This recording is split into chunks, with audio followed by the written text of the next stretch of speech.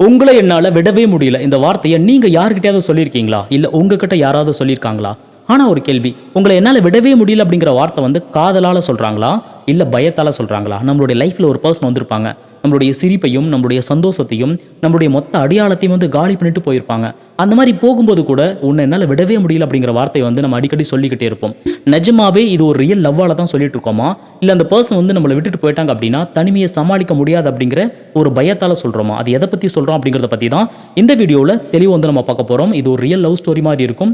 இது யாரோ ஒருத்தருடைய லவ் ஸ்டோரி கிடையாது. மேபி இந்த ஸ்டோரி அப்படிங்கிறது உங்களுடைய ஹார்ட்டோட கனெக்ட் ஆகலாம். உங்கள பத்தி நீங்களே தெரிஞ்சுக்கிறதுக்கு இந்த வீடியோ ரொம்ப ரொம்ப சப்போர்ட்டிவா இருக்கும். ஸ்கிப் பண்ணாம கடைசி வரைக்கும் முழுமையா வாட்ச் பண்ணுங்க. ஃபர்ஸ்ட் பாயிண்ட், காதல் எப்போ அட்டாச்மெண்ட்டா மாறுதுன்னு தெரியுமா? உண்மையாவே காதல் அப்படிங்கிறது ரொம்ப ரொம்ப அழகானது.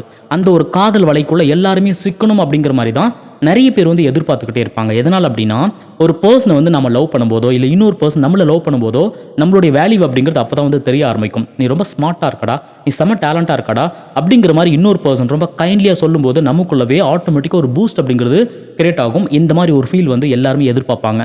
இந்த காதல் எப்படி ஸ்டார்ட் ஆகும் அப்படின்னா, சின்னதாக ஒரு குட் மார்னிங், ஒரு குட் நைட், ஒரு சின்ன கான்வர்சேஷன், இப்படி தான் வந்து அந்த காதல் அப்படிங்கிறது ஸ்டார்ட் ஆக ஆரம்பிக்கும். ஒரு பர்சனை நம்ம லவ் பண்ணுறோம் அப்படின்னா அந்த பர்சன் மேலே அளவுக்கு அதிகமான நம்பிக்கை அப்படிங்கிறது இருந்துகிட்டே இருக்கும். அப்போ எந்த ஒரு சந்தேகம் அப்படிங்கிறது பெருசாக வந்து கிரியேட் ஆகாது. ஸோ இந்த மாதிரி லவ் அப்படிங்கிறது போய்கிட்டே இருக்கும்போது அதில் ஒரே ஒரு பர்சன் மட்டும் ரியாலிட்டி என்னவோ அதை வந்து மறந்துட்டு ரொம்ப அட்டாச் ஆக ஆரம்பிப்பாங்க. அந்த பர்சன் கூட ரொம்ப க்ளோஸ் ஆகும்போது அப்போ தான் அந்த அட்டாச்மெண்ட் அப்படிங்கிறது பெருசாக வந்து தெரிய ஆரம்பிக்கும். இந்த லவ்வில் நிறைய சுதந்திரம் இருந்திருக்கும். ஆனால் அந்த அட்டாச்மெண்ட் ஆகும்போது லவ் பண்ணும்போது இருந்ததை விட அன்பு அப்படிங்கிறது ரொம்ப அதிகமாக இருக்கும். ஆனால் அந்த இடத்துல அதிகமான கண்ட்ரோல் அப்படிங்கிறது இருந்துகிட்டே இருக்கும்.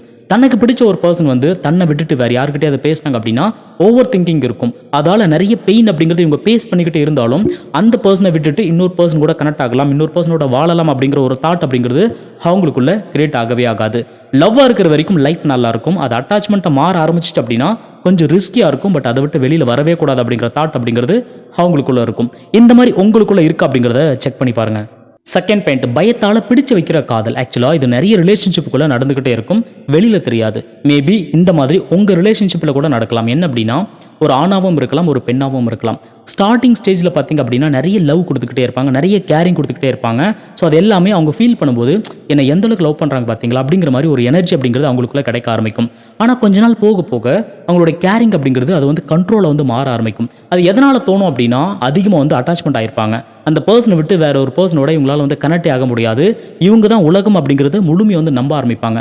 அந்த மாதிரி ஒரு ஃபீல் அப்படிங்கிறது ஒரு ஆணுக்கோ பெண்ணுக்கோ வரும்போது அது என்னவா மாற ஆரம்பிக்கும் அப்படின்னா, அது கண்ட்ரோலாக மாற ஆரம்பிக்கும். நீங்கள் எந்த மாதிரியான ஒரு லவ் வந்து இனிஷியல் ஸ்டேஜில் கொடுத்தீங்களோ அதே மாதிரி தான் நீங்கள் கொடுக்க ஆரம்பிப்பீங்க. பட் உங்களுடைய பார்ட்னருக்கு அது கண்ட்ரோல் மாதிரி வந்து தெரிய ஆரம்பிக்கும். நிறைய கப்புள்ஸ்குள்ளே பார்த்தீங்க அப்படின்னா, நான் எல்லாத்தையுமே கொட்டி கொடுக்குறேன், அப்படி இருந்தாலும் என்னுடைய பார்ட்னருக்கு என்ன பிடிக்கல அப்படிங்கிற மாதிரி சொல்கிறத நம்ம நிறைய பேர் வந்து சொல்கிறத கேள்விப்பட்டிருப்போம். இதெல்லாம் எதனால் அப்படின்னா, அவங்க கேட்காத விஷயத்த நீங்கள் 100 கொடுக்குறீங்க. பட் அவங்க எதிர்பார்க்கறது ஒரு சின்ன ஃப்ரீடம் மட்டும்தான். நீங்கள் எவ்வளோ தான் லவ் கொடுத்தாலும் அந்த இடத்துல ஃப்ரீடம் இல்லாமல் போச்சு அப்படின்னா நீங்கள் கொடுக்குறது எல்லாமே அந்த இடத்துல வேஸ்ட்டாக போகிறதுக்கு நிறைய சான்சஸ் இருக்குது. நிறைய பேர் அவங்களுடைய காதலை வந்து இறுக்கமாக பிடிச்சு வைக்கிறதுக்கான ரீசன் என்ன அப்படின்னா, என்னை விட்டு எங்கேயாவது ரொம்ப தூரம் போயிடுவாங்களோ, நான் ரொம்ப தனிமையில் ஆகிடணும், என்னுடைய காதல் வந்து மிஸ் ஆகிடுமோ அப்படிங்கிற ஒரு பயத்தால் தான் அந்த காதலை இறுக்கி வந்து பிடிச்சிக்கிட்டே இருப்பாங்க. நீங்கள் எந்த அளவுக்கு உங்களுடைய பார்ட்னரையோ உங்களுடைய காதலையோ ரொம்ப இறுக்கி பிடிக்கிறீங்களோ அந்த அளவுக்கு அது உங்களுடைய கையை விட்டு நழுவிக்கிட்டு இருக்கும் அப்படிங்கிறதான் ரியல் லவ் அப்படிங்கிறத தெளிவாக தெரிஞ்சுக்கோங்க. இந்த மாதிரி உங்களுடைய ரிலேஷன்ஷிப்புக்குள்ளவும் அது நடந்துகிட்டே இருக்கு அப்படின்னா அவங்கள கண்ட்ரோல் பண்ணுற கான்செப்டை விட்டுட்டு அவங்கள புரிஞ்சுக்கிற கான்செப்டை கொஞ்சம் ட்ரை பண்ணி பாருங்க. உங்கள் ரிலேஷன்ஷிப் அப்படிங்கிறது ரொம்ப ஸ்ட்ரென்த்தாக இருக்கும். தேர்ட் பாயிண்ட், நீ இல்லாமல் நான் இல்லை அப்படின்னு நினைக்கிற ஒரு மைண்ட் செட். இந்த வார்த்தை பார்த்திங்க அப்படின்னா நிறைய ரிலேஷன்ஷிப்புக்குள்ள அடிக்கடி வந்து யூஸ் பண்ணிக்கிட்டே இருப்பாங்க. இதை லவ் பண்ணுற ஒரு ஸ்டேஜாக இருக்கலாம், இல்லை மேரேஜ் பண்ணி வாழ்ந்துட்டு இருக்கலாம். இந்த மாதிரி எதுவாக இருந்தாலும் சரி, இது காதலுக்குள்ளே யூஸ் பண்ணுற ஒரு மந்திரம் மாதிரி. இது சொன்னால் தான் அந்த இடத்துல ரொமான்ஸ் அப்படிங்கிறது அதிகமாக வந்து கிரியேட் ஆக ஆரம்பிக்கும். அந்த ரிலேஷன்ஷிப் அப்படிங்கிறது ரொம்ப ஸ்ட்ரென்த்தாக இருக்கும் அப்படிங்கிற மாதிரி நம்ப ஆரம்பிக்கிறாங்க. ஆனால் உண்மை என்ன அப்படின்னா, இனிஷியல் ஸ்டேஜில் அந்த வார்த்தை அப்படிங்கிறது ரொம்ப சப்போர்ட் பண்ணலாம். ஆனால் ரியல் லைஃபுக்கு சப்போர்ட் பண்ணணும் அப்படின்னு கேட்டால் இங்கே கொஷின் மார்க்கு தான். ஏன் அப்படின்னா, ஒரு ஆணாக இருந்தாலும் சரி பெண்ணாக இருந்தாலும் சரி, நீ இல்லாமல் நான் இல்லை அப்படின்னு சொல்லி நினைக்கும் போதே ஆட்டோமேட்டிக்காக நம்மளுடைய வளர்ச்சி அப்படிங்கிறது, நம்மளுடைய டேலண்ட் அப்படிங்கிறது அந்த இடத்துல டம்மி ஆக ஆரம்பிக்குது. இந்த மாதிரி நினைக்கும் போது நம்ம என்ன யோசிப்போம் அப்படின்னா, எந்த நிமிஷமும் தன்னுடைய பார்ட்னரை பற்றி அதிகமாக திங்க் பண்ணிக்கிட்டே இருப்போம். என்ன பண்ணுவாங்க, யார்கிட்ட பேசுவாங்க, அவங்கள எப்படி நம்ம சந்தோஷமாக வச்சுக்கிறது, இந்த மாதிரி அவங்கள பற்றி திங்க் பண்ணும்போது உங்களுடைய வாழ்க்கையை பற்றி நீங்கள் அந்த இடத்துல கோட்டை விட்டுறீங்க அப்படிங்கிறத தெளிவாக தெரிஞ்சுக்கோங்க. ஆக்சுவலாக இது கிணத்துக்குள்ளே இருக்கிற ஒரு தவளை மாதிரி, வெளி உலகம் தெரியாமலே வாழ்கிற மாதிரி.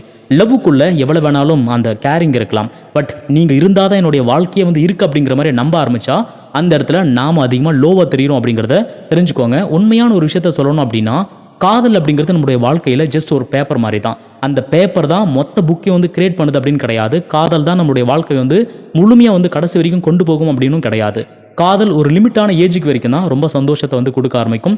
அதுக்கு மேலே மிகப்பெரிய ஒரு வாழ்க்கை அப்படிங்கிறது அந்த இடத்துல இருக்கவே செய்யுது. இந்த ஒரு விஷயத்த லவ்ல நம்ம தெளிவாக புரிஞ்சுக்கிட்டோம் அப்படின்னா லைஃப்பை சரியாக புரிஞ்சுக்கலாம் அப்படிங்கிறதா உண்மை. நீங்கள் புரிஞ்சுக்கிட்டீங்களா இல்லையா அப்படிங்கிறத கமெண்ட் பாக்ஸில் சொல்லுங்கள். 4th point, real love with தேவை. இது ரெண்டுத்துக்கும் என்ன வித்தியாசம்? இது ரெண்டுமே ஒரே மாதிரி இருக்கிற மாதிரி தான் நமக்குள்ள ஃபீல் ஆகும். ஆனால் உள்ள சின்ன வித்தியாசம் அப்படிங்கிறது இருக்குது. அதை நம்ம தெளிவாக புரிஞ்சுக்கிட்டோம் அப்படின்னா ரியல் லவ் அப்படிங்கிறது எப்படி இருக்கும், தேவை எப்படி இருக்கும் அப்படிங்கிறத ஈஸியாக வந்து கண்டுபிடிச்சிடலாம். ரியல் லவ் அப்படிங்கிறது எப்போவுமே தன்னுடைய சந்தோஷத்தை பற்றி பெருசாக யோசிக்க மாட்டாங்க. நிறைய கம்யூனிகேஷன், நிறைய ரெஸ்பெக்ட், நிறைய கேரிங் அப்படிங்கிறது இருக்கும். தன்னுடைய பார்ட்னர் மேலே இருக்கும். எப்போவுமே இவங்கள பற்றி அதிகமாக யோசிக்க மாட்டாங்க, அவங்கள பற்றி தான் அதிகமாக யோசிச்சுக்கிட்டே இருப்பாங்க. ஆனால் இதுவே தேவை அப்படிங்கிறது எப்போவுமே பார்ட்னரை பற்றி திங்கிங் அப்படிங்கிறது அவங்களுக்குள்ள இருக்கவே இருக்காது. எப்போவுமே இவங்களுடைய சந்தோஷத்தை பற்றி அதிகமாக யோசிச்சுக்கிட்டே இருப்பாங்க. எனக்கு நீ வேணும் அப்படிங்கிறத பற்றி தான் இவங்களுடைய தாட் அப்படிங்கிறது இருந்துகிட்டே இருக்கும். அதால் அவங்க ஃபீல் பண்ணுறாங்களா, கஷ்டப்படுறாங்களா, ஸோ அவங்களுடைய மனசு எந்த அளவுக்கு பாதிப்படையுது அப்படிங்கிற மாதிரிலாம் பெருசாக யோசிக்க மாட்டாங்க. இவங்களை பொறுத்த வரைக்கும் எனக்கு இவங்க தேவை அப்படிங்கிற மாதிரி தான் இவங்க கூட வச்சுக்கணும் அப்படிங்கிற மாதிரி எதிர்பார்ப்பாங்க. இவங்களை பொறுத்த வரைக்கும் நிறைய லவ் கொடுக்குறேன், நிறைய கேரிங் கொடுக்குறேன் அப்படிங்கிற மாதிரி தான் தோணும். ஆனால் அவங்களுடைய பார்ட்னருக்கு எப்படி இருக்கும் அப்படின்னா அது வந்து மிகப்பெரிய ஒரு கண்ட்ரோல் மாதிரி வந்து ஃபீல் ஆகும்.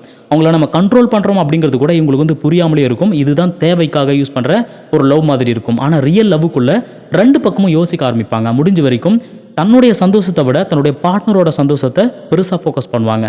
தேவையில் பார்ட்னரோட சந்தோஷத்தை விட தன்னோட சந்தோஷத்தை பெருசாக ஃபோக்கஸ் பண்ணுவாங்க. இப்போ இந்த 2 ஸ்டேஜில் நீங்கள் எந்த பிளேஸில் இருக்கீங்க அப்படிங்கிறத தெளிவாக கண்ணு மூடி யோசிச்சு பாருங்கள். உங்களுக்கே புரியும் நீங்கள் ரியல் லவ்வில் இருக்கீங்களா இல்லை தேவையான லவ்வில் இருக்கீங்களா அப்படிங்கிறது நீங்களே கண்டுபிடிச்சிடலாம். 5th பாயிண்ட், உன்னை என்னால் விடவே முடியாது. இந்த வார்த்தையை வந்து நம்ம எப்போ அதிகமாக யூஸ் பண்ணுவோம் அப்படின்னு சொல்லி யோசிச்சு பார்த்துருக்கீங்களா? ஆக்சுவலாக இது வந்து ஒரு ரியல் லெவலில் வந்து இந்த வார்த்தைகளை அதிகமாக யூஸ் பண்ண மாட்டோம். எப்போ நமக்குள்ள பயம் அப்படிங்கிறது அதிகமாக கிரியேட் ஆக ஆரம்பிக்குதோ அந்த மாதிரி டைமிங்கில் தான் இந்த மாதிரி வார்த்தைகள் அப்படிங்கிறது உள்ளே இருந்து வெளியில் வரும் அப்படிங்கிறத தெளிவாக தெரிஞ்சுக்கோங்க. இது ஆணாக இருந்தாலும் சரி, பெண்ணாக இருந்தாலும் சரி. ஒரு லவ் வந்து ரொம்ப ஸ்மூத்தாக போயிட்டு இருக்கும்போது பெருசாக எமோஷனலாக வந்து கனெக்ட் ஆகிற மாதிரி எந்த மாதிரி வார்த்தைகளும் பெருசாக யூஸ் பண்ண மாட்டோம். ஆனால் நீங்கள் கண்ணை மூடி யோசிச்சு பார்த்தீங்க அப்படின்னா தெரியும், இந்த வார்த்தைகளை கண்டிப்பாக நீங்கள் யூஸ் பண்ணியிருப்பீங்க. உன்னை நான் விட மாட்டேன் அப்படின்னு எப்போ சொல்லியிருப்பீங்க? ஒரு ஃபைட் வந்திருக்கும், அந்த ஃபைட் வந்து சால்வ் பண்ணுறதுக்காக. அந்த இடத்துல நிறைய கண்ணீர் அப்படிங்கிறது கசிஞ்சு இருக்கும். ஸோ அந்த இடத்துல நிறைய எமோஷனலாக கனெக்ட் ஆகிருப்பீங்க, நிறைய பெயின் வந்து ஃபேஸ் பண்ணியிருப்பீங்க. மெசேஜ் அப்படிங்கிறது கொஞ்சம் டிலே ஆகிருக்கும், கால் அப்படிங்கிறது கட் ஆகிருக்கும், கான்வர்சேஷன் அப்படிங்கிறது அந்த இடத்துல வந்து பெருசாக இருந்திருக்காது. இந்த மாதிரி எல்லாம் உங்களுடைய லவ்வுக்குள்ளே இருக்கும்போது அது ஒரு மிகப்பெரிய ஒரு பெயினை கிரியேட் பண்ணியிருக்கும்.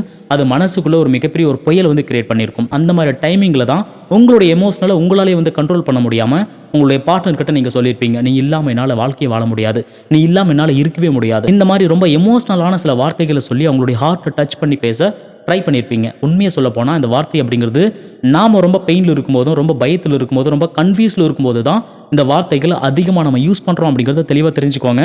6th பாயிண்ட், என்னுடைய சந்தோஷத்தை விட நீ தான் முக்கியம் நினச்சது தப்பா. இந்த மாதிரி வார்த்தைகளை நிறைய ரிலேஷன்ஷிப்புக்குள்ளே கடைசியாக எண்டில் தான் சொல்ல ஆரம்பிப்பாங்க. ஆனால் அது யார் சொல்லுவாங்க அப்படின்னா ஒரு ஆணோ பெண்ணும். எந்த மாதிரி சுச்சுவேஷன் வந்து சொல்ல ஆரம்பிப்பாங்க அப்படின்னா எல்லாமே தன்னுடைய பார்ட்னர் அப்படிங்கிற மாதிரி ஒரு காலகட்டத்தில் வாழ ஆரம்பிச்சிருப்பாங்க. தன்னுடைய ஃப்ரெண்ட்ஸ் சர்க்கிளை டோட்டலாக கட் பண்ணியிருப்பாங்க இவங்க கூட இருக்கணும் அப்படிங்கிறதுக்காக. தன்னுடைய ஃபேமிலி சர்க்கிளை வந்து டோட்டலாக கட் பண்ணியிருப்பாங்க. என்னுடைய பார்ட்னர் அப்படிங்கிறவங்க ரொம்ப சந்தோஷமாக என்ஜாய் பண்ணணும், அவங்க கூட டைம் ஸ்பெண்ட் பண்ணணும் அப்படிங்கிறதுக்காக. எப்போவுமே ஒவ்வொரு நிமிஷமும் இன்ச் பை இன்ச்சாக பார்த்து அவங்களுடைய சிரிப்புக்கு என்ன தேவை, அவங்க சந்தோஷமாக இருக்கிறதுக்கு என்ன தேவை, இந்த மாதிரி ஒவ்வொன்றா இன்ச் பை இன்ச்சை வந்து பார்த்து அவங்களுக்கு வந்து பண்ணிக்கிட்டே இருந்திருப்பாங்க. இந்த மாதிரி பண்ணும்போதெல்லாம் ஒரு காலகட்டத்தில் அந்த லைஃப்பை வந்து ரொம்ப என்ஜாய் பண்ணியிருப்பாங்க. என்னுடைய பார்ட்னர் வந்து ரொம்ப சந்தோஷமாக இருக்காங்க, அது என்னால் தான் இருக்காங்க அப்படிங்கிற மாதிரி ஒரு ஃபீல் அப்படிங்கிறது அவங்களுக்குள்ளே கிரியேட் ஆகிக்கிட்டே இருக்கும். ஆனால் எப்போ அந்த பர்சன் வந்து இவங்களை வந்து வெறுக்க ஆரம்பிக்கிறாங்களோ, எப்போ இந்த பர்சனை விட்டுட்டு போகணும் அப்படிங்கிற ஒரு தாட் அப்படிங்கிறது அவங்களுக்குள்ளே கிரியேட் ஆக ஆரம்பிக்குதோ அந்த மாதிரி டைமிங்கில் தான் இந்த வார்த்தை அப்படிங்கிறது பெருசாக வந்து சொல்ல ஆரம்பிப்பாங்க. இது எதனால் அப்படின்னா அதிகமாக நம்பின ஒரு பர்சன் வந்து நம்மளை சீட் பண்ணிட்டாங்க அப்படின்னு அவங்களுக்குள்ள ஃபீல் ஆகும்போது தான் இந்த வார்த்தை அப்படிங்கிறது சொல்லணும் அப்படிங்கிற தாட் அப்படிங்கிறது கிரியேட் ஆக ஆரம்பிக்கும்.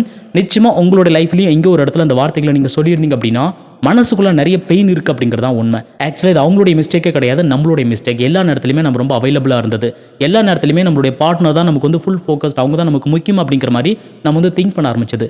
சில நேரத்தில் நம்மளை பற்றி நாம் கொஞ்சம் யோசிச்சிருந்தோம் அப்படின்னா இந்த இடத்துல நம்ம பெயினை ஃபேஸ் பண்ணுறது கொஞ்சம் கம்மியாக இருக்கும் அப்படிங்கிறது தான் ரியல் உண்மை அப்படிங்கிறது இப்போ உங்களுக்கு புரிஞ்சிருக்கும். லாஸ்ட் பாயிண்ட் ரொம்ப முக்கியமானது, காதலால் நான் லைஃப்பில் என்னவெல்லாம் லாஸ் பண்ணேன். ஆக்சுவலாக இந்த மாதிரி ஒரு கேள்வி எல்லாருடைய மனசுலையுமே இருந்துக்கிட்டே இருக்கும். இதெல்லாம் எப்போ தோணும் அப்படின்னா நம்மளுடைய லைஃப்பில் நம்ம டோட்டலாக வந்து காலியாகி ஒரு இடத்துல தனிமை வந்து உட்காந்துட்டு இருப்போம் பார்த்தீங்களா, அந்த மாதிரி டைமிங்கில் தான் இந்த மாதிரி விஷயங்கள் வந்து யோசிக்க ஆரம்பிக்கும். என்னவெல்லாம் மிஸ் பண்ணியிருப்போம் அப்படின்னா நம்மளுடைய ஃப்ரெண்ட்ஸ் சர்க்கிளை மேபி மிஸ் பண்ணியிருக்கலாம், நம்மளுடைய ஃபேமிலி வந்து மிஸ் பண்ணியிருக்கலாம். ஸோ லவ் பண்ணாமல் இருந்திருந்தோம் அப்படின்னா, லவ்வில் ஃபெயிலியர் ஆகாமல் இருந்திருந்தா, இல்லை ஒரு வேளை லவ்வில் சக்ஸஸ் ஆகாமல் இருந்திருந்தா, நம்மளுடைய லைஃபோட வே அப்படிங்கிறது கொஞ்சம் டிஃப்ரெண்ட்டாக இருந்திருக்கும். நம்ம போட்டு வச்ச ரோட் மேப் அப்படிங்கிறது ரொம்ப வேற மாதிரி இருந்திருக்கும். அது எல்லாமே கொலாப்ஸ் ஆகிருக்கும். இந்த மாதிரி நிறைய விஷயங்கள் வந்து இனிஷியல் ஸ்டேஜில் நமக்கு புரியும். லவ் பக்கம் போனால் இதெல்லாம் நமக்கு கிடைக்காது அப்படிங்கிற மாதிரி நிறைய பேர் சொல்லியிருப்பாங்க. ஆனால் அந்த மாதிரி டைமிங்கில் நம்மளை சுற்றி 100 பேர் சொன்னாலும் அது பெருசாக எடுத்துக்கவே மாட்டோம். நாம தான் ராஜா அப்படிங்கிற மாதிரி நம்மளுடைய வழியை வந்து டார்கெட் பண்ணி போய்கிட்டே இருந்திருப்போம். ஆனால் அது எப்போ ஃபெயிலியர் ஆக ஆரம்பிக்குதோ அந்த மாதிரி டைமிங்கில் தான் நம்மளுடைய கையை விட்டு சின்ன குண்டூசியே போயிருந்தாலும் அதுதான் மிகப்பெரிய ஒரு வழி அப்படிங்கிறது நமக்குள்ளே கொடுத்துருக்கும். அது கடைசியாக உட்காந்து நம்ம தனிமையில் அழுகும்போது தான் அந்த வழி என்ன அப்படின்னு நமக்கு புரிஞ்சிருக்கும். இந்த வீடியோ உங்களுடைய ஆர்ட்டோட வந்து கனெக்ட் ஆயிருந்துச்சு அப்படின்னா ஜஸ்ட் சைலண்டாக வந்து கடந்து போகாதீங்க. ஏன் அப்படின்னா நம்மளுடைய மனசுக்குள்ளே இருக்கிற ஒரு பெயினை வந்து எங்கேயோ ஒரு இடத்துல சொல்லும்போது தான் கொஞ்சம் வந்து ரிலாக்ஸ் ஆகும். அந்த மாதிரி நீங்கள் சொல்கிறதுக்கு சரியான பிளேஸ் எது அப்படின்னு கேட்டால் அது இந்த கமெண்ட் பாக்ஸ் அப்படின்னு சொல்லலாம். அந்த கமெண்ட் பாக்ஸ்க்குள்ளே உங்களுடைய மொத்த பெயினையும் உங்களுடைய மொத்த ஃபீலிங்ஸையும் கொட்டிட்டு போங்க. கண்டிப்பாக நான் மட்டும் இல்லை, நிறைய பேர் உங்களுடைய கமெண்ட்ஸை ரீட் பண்ணுறதுக்காக வெயிட் பண்ணிட்டு இருக்காங்க. நெக்ஸ்ட் ஒரு வீடியோவில் நெக்ஸ்ட் ஒரு கண்டென்ட்டை ரொம்ப டீப்பாக பேசலாம்.